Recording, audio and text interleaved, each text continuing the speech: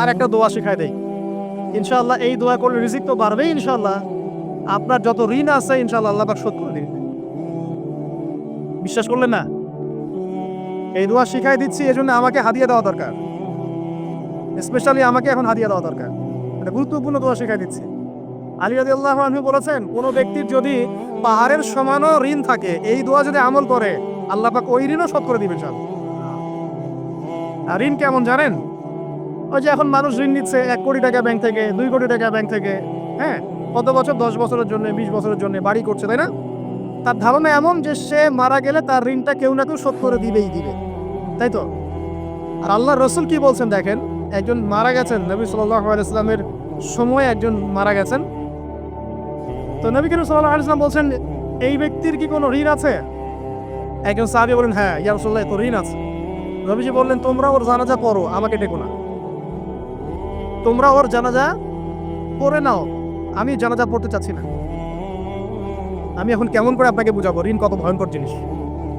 আপনি যে ব্যাংক থেকে 3-4 কোটি টাকার লোন নিয়ে রাখছেন, লাখ লাখ টাকা লোন নিয়ে বসে আছেন, দিব্যি সুখে বসে আছেন, এমন চিন্তায় যে আপনার মৌত হবে না। আর নবী সাল্লাল্লাহু আলাইহি ওয়াসাল্লাম সময়ে একজন মারা যাচ্ছেন, তিনি বলছেন তোমরা জানাজা পড়ে নাও, আমি জানাজা পড়তে চাচ্ছি না। মানে ঋণগ্রস্ত ব্যক্তির জানাজাও তিনি পড়তেন না। তারপরে একজন এসে বললেন, ইয়া রাসূলুল্লাহ, আমি তার ঋণ শোধ করে দিব, তার যা ঋণ আছে আমি শোধ করে দিব। তখন নবী এসে জানাজা পড়লেন সাল্লাল্লাহু আলাইহি ওয়াসাল্লাম। তা আপনার এই কোটি কোটি টাকা ঋণ শোধ করার লোক তো রেডি আছে নাকি? আছে না? সমস্যা নেই, আপনার জানাজা পড়া হবে। কারণ হুজুরকে আপনি 5,000 টাকা দিবেন, হুজুর জানাজা পড়াই দিবে, কোনো সমস্যা নেই। তারপরে আপনার মিলাদও হবে, আপনার একটা বড়সড় দোয়াও হবে ইনশাআল্লাহ। কিন্তু আল্লাহ পাক বলেছেন যে শহীদ, আল্লাহর পথে যুদ্ধ করে শহীদ হয়েছে, এই ব্যক্তির আত্মাও ঝুলে থাকে যতক্ষণ পর্যন্ত না তার ঋণটা শোধ করা হয়। এবার বলেন আমি কি বুঝাবো আপনাকে? আর কিছু বলতে হবে? তো এখন সেই দোয়া শিখাচ্ছি আপনাদেরকে, যে দোয়া শিখলে আপনারা ঋণ থেকে বাঁচবেন ইনশাআল্লাহ।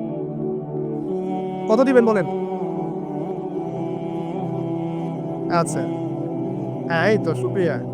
দোয়া করবেন যেন আল্লাহ পাকের দিনটাকে আল্লাহর জমিনে প্রতিষ্ঠা করতে পারে। আমার সাথে বলেন, দোয়াটা হচ্ছে, আল্লাহুম্মা ইকফিনি বিহালালিকা আন হারামিকা ওয়া আগনিনি বিফদলিকা আম্মান সিওয়াকা। এই দোয়াটা ছোট নয়, এটা মুখস্থ করবেন, সেজদায় পড়বেন, নামাজের সেজদায় পড়বেন, আত্তাহিয়াতু দরুদ শেষ তারপরে পড়বেন, নামাজ শেষে হাত তুলে করবেন, যখন তখন শেষ সপ্তাহে করবেন। ইনশাআল্লাহ দেখবেন আপনার ঋণ বলতে কিছু থাকবে না ইনশাআল্লাহ। যদি থাকেও, বড় কোনো ঋণ থাকেও, আল্লাহ পাক অন্য কোনো মাধ্যমে এটা শোধ করার ব্যবস্থা করে দিবেন ইনশাআল্লাহ। ইনশাআল্লাহ। যে দারিদ্রতা দূর করতে চান, সচ্ছলতা চান, কয়েকটা কাজ করেন। এই যে বললাম, 1 নাম্বার সূরাতুল ওয়াকিয়া তেলাওয়াত করেন, 5 ওয়াক্ত নামাজ জামাতে পড়েন, ডেইলি কিছু সময়ের জন্য কোরআন তেলাওয়াত করেন, আর আল্লাহর কাছে রিজিক চান, জিকির বেশি বাড়ায় দেন। পারবেন না ইনশাআল্লাহ? আমার জীবনে এমন ঘটনাও ঘটেছে, এটা এখন গল্পটা মনে পড়ে গেল তাই বলছি, যে 1,20,000 টাকা ঋণ আছে আমার, শোধ করার কোনো অপশন নাই। আমার কাছে, আমার চোখে ধরা পড়ছে না যে 1,20,000 টাকা আমি কেমনে দিব। কি হলো, হঠাৎ করে আমি একটা সার্কুলার দেখলাম যে সারা বাংলাদেশি ইসলামিক ট্যালেন্ট খোঁজা হচ্ছে। 2000, এটা মনে হয় 17 কি 18 সালের বছর, হ্যাঁ 18 না, আচ্ছা 18। তো হ্যাঁ, আলোকিতকে। তো এখন আমার ওয়াইফ বলছেন যে আপনি এটাতে অ্যাপ্লাই করেন।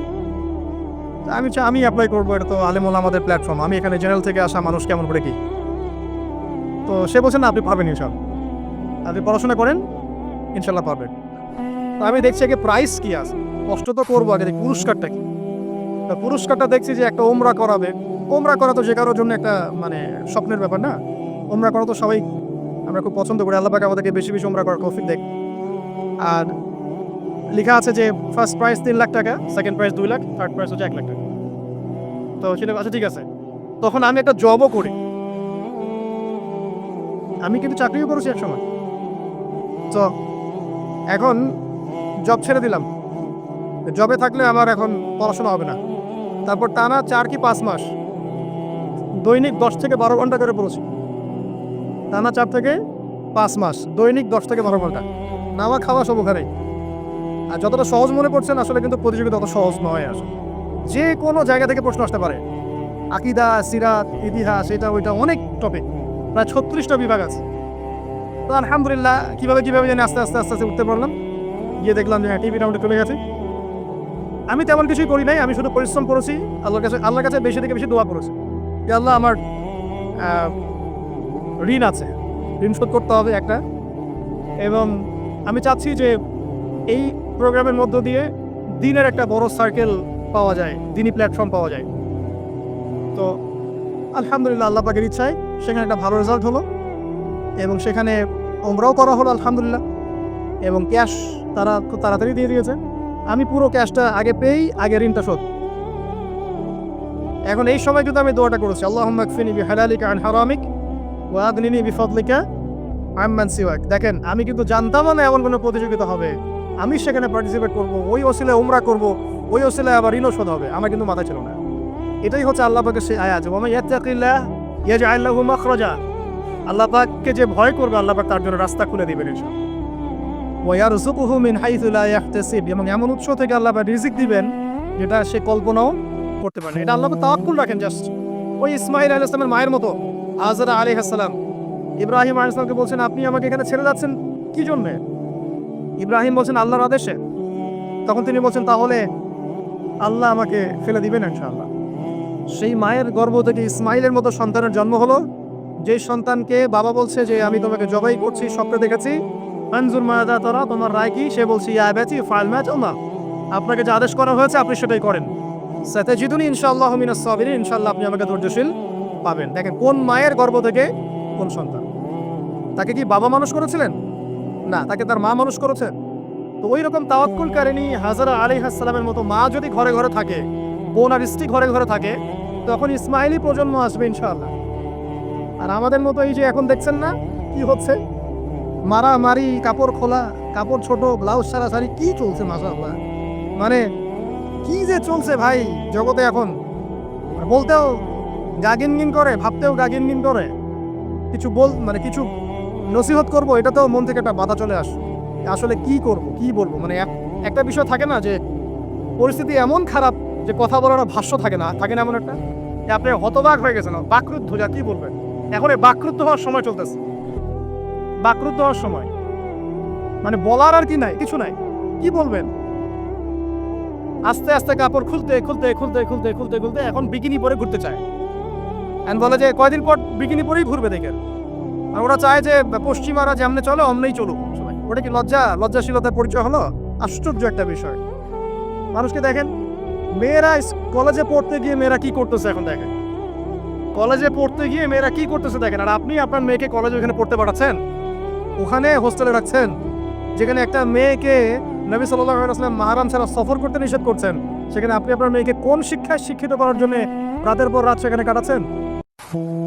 আর তারা নিজেরাই বলছে যে মেয়েদেরকে ফোর্সফুলি যৌন কাজে বাধ্য করা হচ্ছে।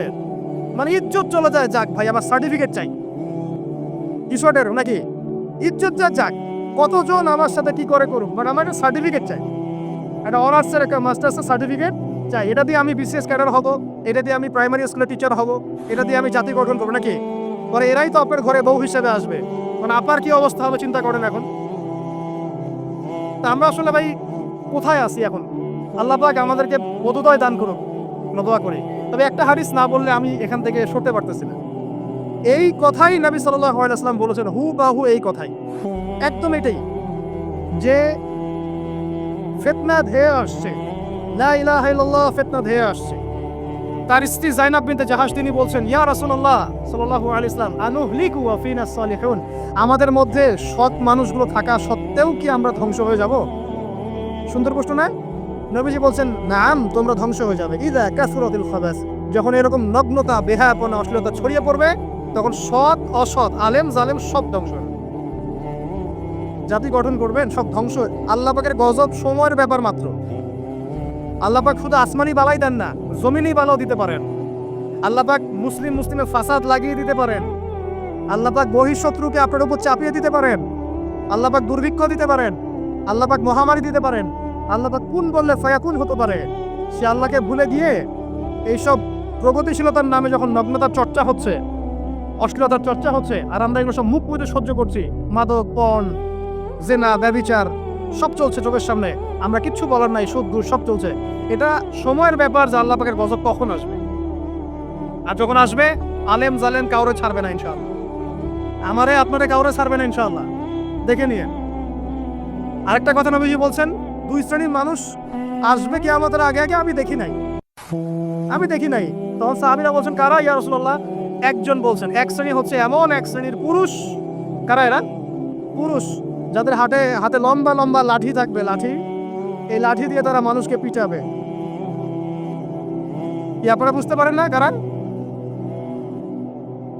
আপনি নিজেও তার মধ্যে আছেন, আপনার ভাইও তার মধ্যে আছে।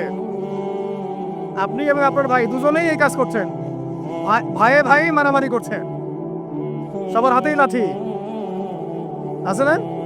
আছে। অথচ উভয় মুসলিম, আর একজন মুসলিম যখন আরেকজন মুসলিমের এগেইনস্টে যুদ্ধ করতে যায় বা এরকম মারামারি করতে যায় না, যে মরবে আর যে মারবে উভয়ই অপরাধী, উভয় অপরাধ।